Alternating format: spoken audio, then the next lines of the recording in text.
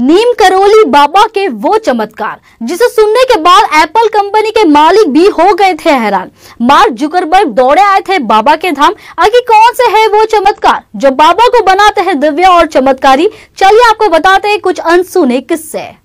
हम सभी जानते हैं कि उत्तराखंड के नैनीताल में मौजूद नीम करोली बाबा ने कितने चमत्कार किए हैं। अब उनकी समाधि के बाद ये धाम कितनी चमत्कारिक है, लेकिन आज हम आपको वो अनसुनी कहानी बताने जा रहे हैं जिसके बारे में आपको शायद ही पहले किसी ने बताया था। इन चमत्कारों को सुनने के बाद यकीनन आप भी बाबा नीम करोली के मुरीद हो जाएंगे। तो चलिए आपको बताते हैं बाबा के कुछ दिव्य चमत्कारों के बारे में। एक बार बाबा फर्स्ट क्लास कंपार्टमेंट में सफर कर रहे थे। जब टिकट चेकर आया तो बाबा के पास टिकट नहीं था। तब बाबा को अगले स्टेशन नीम करोली में ट्रेन से उतार दिया गया। बाबा थोड़ी दूर पर ही अपना चिमटा धरती में गाड़ कर बैठ गए। ऑफिसर्स ने ट्रेन को चलाने का ऑर्डर दिया और गार्ड ने ट्रेन को हरी झंडी दिखाई, लेकिन ट्रेन 1 इंच भी अपनी जगह से नहीं हिली। बहुत कोशिश करने के बाद भी जब ट्रेन नहीं चली तो लोकल मजिस्ट्रेट जो बाबा को जानता था उसने ऑफिसर्स को बाबा से माफी मांगने और उन्हें सम्मान के साथ अंदर लाने को कहा। ट्रेन में सवार दूसरे लोगों ने भी मजिस्ट्रेट का समर्थन किया। उसके बाद ऑफिसर्स ने बाबा से माफी मांगी और उन्हें सम्मान के साथ ट्रेन में बिठाया। बाबा के ट्रेन में बैठते ही ट्रेन चल पड़ी। तभी से बाबा का नाम नीम करोली पड़ गया। एक बार की बात है, कैची धाम आश्रम में भंडारा होना था। बड़ी संख्या में लोग भंडारे का प्रसाद ग्रहण करने आए, लेकिन उस दौरान घी कम पड़ गया। बाबा नीम करोली के अनुयायियों ने इस बात की जानकारी उन तक पहुंचाई। नीम करोली बाबा जी अपने भक्तों से कहा, चिंता मत करो, पास बह रही गंगा नदी से 2 कनस्तर जल भरकर ले आओ। भक्तों ने ऐसा ही किया। वो गंगा जल भरकर ले आए और कढ़ाई में डाल दिया। बाबा नीम करोली के चमत्कार से कढ़ाई में डाला जल देशी घी में बदल गया और उसमें गर्मा गर्म पूड़ियां तली जाने लगी।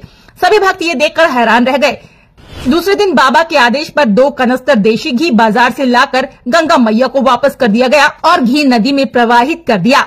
एक बार एक विदेशी अनुयायी अपने पति को लेकर नीम करोली बाबा के पास पहुंची थी।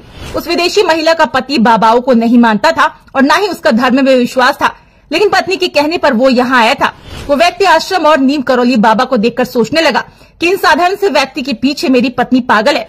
फिर वहाँ से उठकर चला गया। रात में वो नदी के किनारे खड़ा अपने पत्नी के और खुद के भविष्य के बारे में सोचने लगा। दूसरे दिन सुबह वो अपने देश जाने से पहले औपचारिकतावश पत्नी के कहने पर नीम करोली बाबा के दर्शन करने गया। वहाँ बाबा ने उसे बुलाकर पूछा कि तुम यहाँ आकर क्या सोच रहे थे और तुम नदी के किनारे खड़े क्या सोच रहे थे? क्या तुम ये सब जानना चाहते हो? तब बाबा ने सब बता दिया जो वो सोच रहा था। ये सुनकर उसे बाबा पर विश्वास हो गया। बाबा हमेशा कंबल ही ओढ़ा करते थे। आज भी लोग जब उनके मंदिर जाते हैं तो उन्हें कंबल भेंट करते हैं। इसी कंबल की एक कहानी है। बाबा के कई भक्त थे, उनमें से ही एक बुजुर्ग दंपत्ति थे जो फतेहगढ़ में रहते थे। ये घटना 1943 की है। एक दिन अचानक बाबा उनके घर पहुंच गए और कहने लगी वो रात में यहीं रुकेंगे।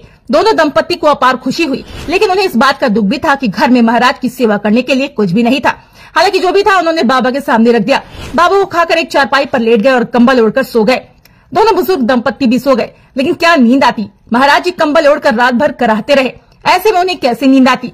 वे वहीं बैठे रहे उनकी चारपाई के पास। पता ही नहीं महाराज को क्या हो गया, जैसे कोई उन्हें मार रहा है।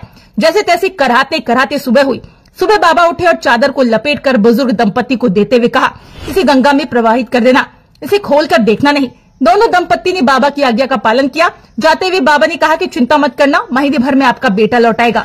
जब दंपत्ति चादर लेकर नदी की ओर जा रहे थे तो उन्होंने महसूस किया कि इसमें लोहे का सामान रखा है, लेकिन बाबा ने तो खाली चादर ही हमारे सामने लपेटकर हमें दे दी। खैर हमें क्या, हमें तो बाबा की आज्ञा का पालन करना है। उन्होंने वो चादर वैसी की वैसी ही नदी में प्रवाहित कर दी। लगभग 1 महीने के बाद बुजुर्ग दंपत्ति का इकलौता बेटा बर्मा फ्रंट से लौटा आया। वो ब्रिटिश फौज में सैनिक था और दूसरे विश्व युद्ध के समय बर्मा फ्रंट पर तैनात था। उसे देखकर दोनों बुजुर्ग दंपत्ति खुश हो गए और उसने घर आकर कुछ ऐसी कहानी बताई जो किसी को समझ नहीं आई। दंपत्ति के बेटे ने बताया कि करीब महीने भर पहले एक दिन वो दुश्मन फौजों के साथ घिर गया था। रात भर गोलीबारी हुई, उसके सारे साथी मारे गए, लेकिन वो अकेला बच गया। उस गोलीबारी में उसे एक भी गोली नहीं लगी। रात भर वो जापानी दुश्मनों के बीच जिंदा बचा रहा। सुबह में जब और ज्यादा ब्रिटिश टुकड़ी आई तो उसकी जान में जान आई। ये वही रात थी जिस रात नीम करोली बाबा जी उस बुजुर्ग दंपत्ति के घर रुके थे। तो ये तो थे नीम करोली बाबा के कुछ चमत्कार जो आज भी याद किए जाते हैं। क्या आप भी बाबा के बारे में कोई रोचक तथ्य जानते हैं? अगर हाँ तो कमेंट कर जरूर बताइएगा। साथ ही जय बजरंगबली लिखना बिल्कुल न भूले।